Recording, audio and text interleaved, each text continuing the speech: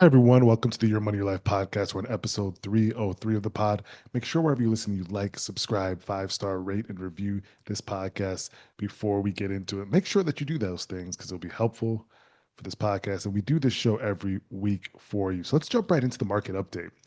The market does have a bit for us to discuss. So let's jump right into it. Stocks are rallying right now. The futures are high. I'm recording before the market opens, which is 9:30 Eastern. And Nvidia jumped because the chip maker actually released highly anticipated quarterly results. They had strong revenue, strong earnings, way stronger than expected. Their fourth quarter sales forecast was higher.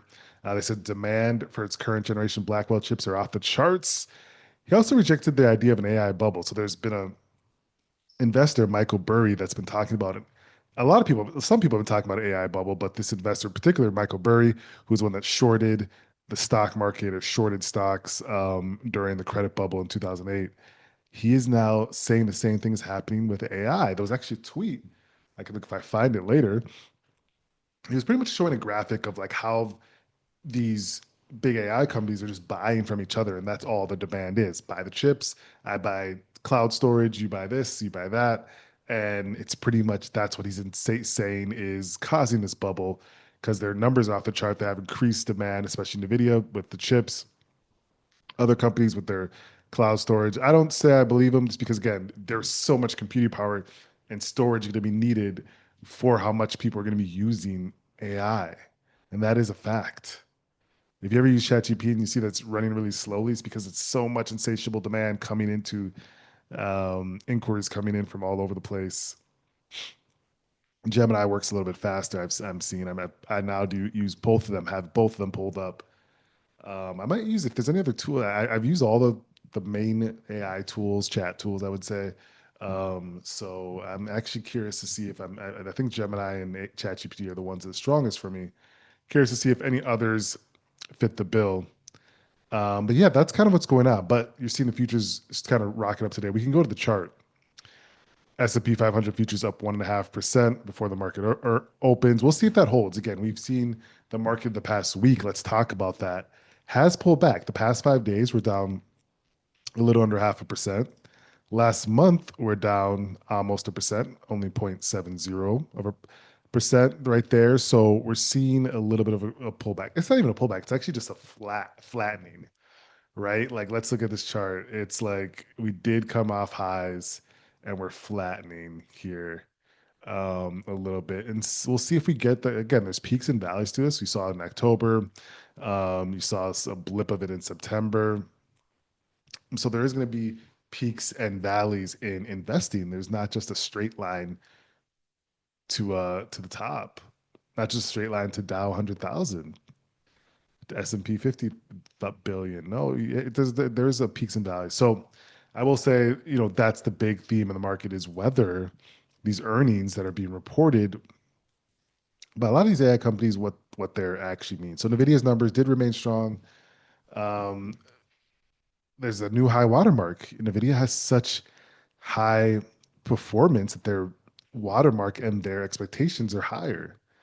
Um, this also Nvidia's reports also boosted a slew of AI stocks, AMD, Broadcom, other infrastructure companies.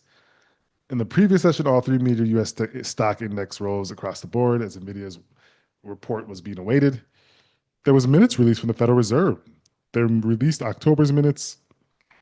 They showed there was a disagreement between Fed officials over whether a slowing labor market or inflation were bigger threats to the U.S. economy. So again, those two sides that they're deciding on which one was bigger for them is the question. Traders are pricing in the 33% likelihood that the Fed will cut its benchmark overnight borrowing rate by a quarter percent during its upcoming December meeting. So we have to watch only 33%. That shocks me. Only 33%. And we did have a delayed US job report. So again, the job reports, this is a Bureau of Labor Statistics. This is federal. This is administratively given to us. And we had furloughs, we had work stoppages, we had a shutdown government. And so they delayed the report. And the October report may not even come out. I don't even know when it's coming out. We're already halfway through November, but we did see the US economy. They said they added a substantial amount of jobs in September. Payrolls increased by 119,000, up from 4,000 lost in August. In addition, the headlines jobs number, the BLS, Bureau of Labor Statistics, said the unemployment rate edged higher to 4.4%. It's been since October 2021. Average hourly earnings increased 0.2% for the month. So we did get some numbers. And again, this is delayed. I don't know. Oh, they're delayed numbers because we had a shut down government, which has now been reopened temporarily. But again, let's go back to the chart. We're looking at a year to date of about 12.5%, a 1 year about 13, but a bit over 13% increase. These are positive numbers. So we are seeing a positive market that has come into a stalling period this week. And so that's what you got with the market update. I think it's fairly simple. And again, we just talked about the Fed minutes, so let's get into official news of this week. We just talked about the Fed minutes. The October meeting showed that there was a split over whether the labor market or inflation was the bigger risk to the economy. Traders are pricing a 33% chance that we get a cut in December. Um, so this is going to be interesting. I don't know which way they're going to go. Assume we get a cut at some point. I assume we get a cut in December, but it looks like optimism among traders is not high. It's not majority. So it would be a surprise to them as of now if we do get a cut. Unless there's more data that comes out, we need to see more inflation data. We need to see more jobs data that there's being delayed. We need to see that stuff.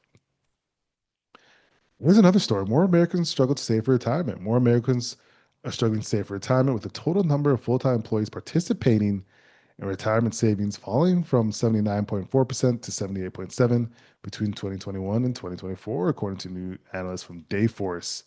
While the average amount of money contributed to retirement accounts actually rose in that time period, the study author notes that the gains were driven by increased contributions from higher income earners. Meanwhile, more Americans report borrowing from their 401k accounts, place them at risk of falling behind even further. That's just two economies that we talked about. I think I actually did a story on people participating in 401ks, but if you think about it, it's the two economies that we've talked about that are really going to be further exasperated as things go on with AI technology. You know, you have a clip of Elon Musk saying that there will be not a need for work for people. It will be optional in the future. He predicts 10, 20 years with just the advent of AI and technology and humanoid robots doing everything, giving everybody the humanoid robots will cost so little that it will, relatively speaking, that it will give everyone enough of a semblance of a life, a very semblance of a comfortable life. Someone doing something for you, cleaning laundry, all that stuff, so that you can just decide whether you want to work or not. It'll be optional. I don't know, but I think it's going to really be polarizing because it's going to be two lives: people that are really, really super wealthy, the people that invested in and had a vested interest in all these technologies that are going to be used by massive amounts of people, versus people that didn't really have a vested interest in that. So that's going to be very, very much true. I don't think it'll be just wealth for everyone, as he kind of proclaimed. It'll be more of like two very polarized sides. We just talked about the September jobs report, but October's job report will not be released. The Bureau of Labor Statistics will not release a U.S. jobs report for October in the wake of the government shutdown, the agency said Wednesday. The payrolls portion will be folded into the November report, which is now scheduled to be published December 16th instead of December 5th. So they keep pushing back the data. What's going on with this data that we keep pushing it back? If you got the numbers, you got to just say the numbers, right? We are not getting this data on timely manner and adjusting the data. What's going on? I just don't understand. The household data informs the unemployment rate. Yeah, a household data that informs the unemployment rate cannot be collected at all. Wow, the household data that informs the unemployment rate cannot be collected at all. So data won't be available for the Fed meeting, final meeting of the year, the Fed December meeting, the Fed final meeting of the year. The data won't be available, so they won't be able to use this data to make their assumptions. That's interesting. October data was not and will not be collected. This is interesting. So we'll have to keep our eye on this. I mean, I think it's big news. The markets and everything will chug along as normal with whatever data we have, but it's just interesting to me that we're not seeing that, and we're not seeing that. And we did talk about the delayed December report. And so that's delayed September export, excuse me. So that's already been discussed. There was a billionaire battle. We saw that Elon Musk, he runs an AI startup, and now Jeff Bezos does too. And he tweeted about Jeff Bezos being a copycat because Jeff Bezos is now focused on a new AI startup where he's co-CEO. It's going to be a project Prometheus. It aims to use AI to engineer manufacturing automobiles and spacecraft. Um, it sounds like, I guess, Elon Musk's XAI. So they went back and forth about that, or not back and forth. Elon just said something about it. So that's interesting enough, I guess. Nothing too crazy in that report. Let's see if there's other stuff that we should discuss. I don't think there was much. There wasn't much there, folks. Let's get to the questions of the week.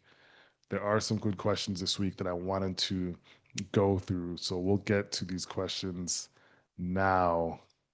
The first one in our question of the week is what percent of adults have carried credit card debt in the past year? What percent of adults have carried credit card debt in the past year? I would say 30%, 40%. The answer is 37. 37% of all adults carried a balance. The number jumps to 46% for adults who have a credit card. I'm confused. Don't you have to have a credit card? Oh, to have a balance? I guess the people that shut it down. Um, that's so interesting. How do you have a credit card balance without a credit card? But the credit card ownership and usage by demographic, it's a pretty good chart here that shows it. I was right on the money. And again, we've always talked about this as something that people can work on 100%. 100%. Question of the day: what are the top three reasons people decide to rent rather than buy a home? I actually was curious about this one. As a new homeowner, what are the top three reasons people decide to rent rather than buy a home? I don't know what the reasons are. I'd say use the funds for elsewhere. Don't want to deal with the owning a home. Okay, can't afford down payment. More convenient or flexible. That's what I was saying. Can't afford more monthly payment. I don't know if these are the top three, but they could be. That wouldn't be the top three reason. That's the reasons why someone is not able to. That doesn't sound like they decided to. It's more like it wasn't even an option. So I was thinking along the lines of something different, but we came to roughly close to the same conclusion, but not really. I'm trying to give myself a little leeway there because I've been good on the other ones, folks. I've been pretty decent on the other questions. So try to give myself a little leeway. Give yourself a little leeway today. Make sure you do a few things for me. Tap into all of our social media, the Instagram, TikTok, Threads account, all with my name. We're going to be posting, or the New Street Advisors Group name. We're going to be posting daily to make sure people are informed daily. Share this with a family, a friend, or a frenemy. Show it to someone who you think needs help. Because again, we're checking in like this every week. So make sure you join us next week. We will talk to you at that time.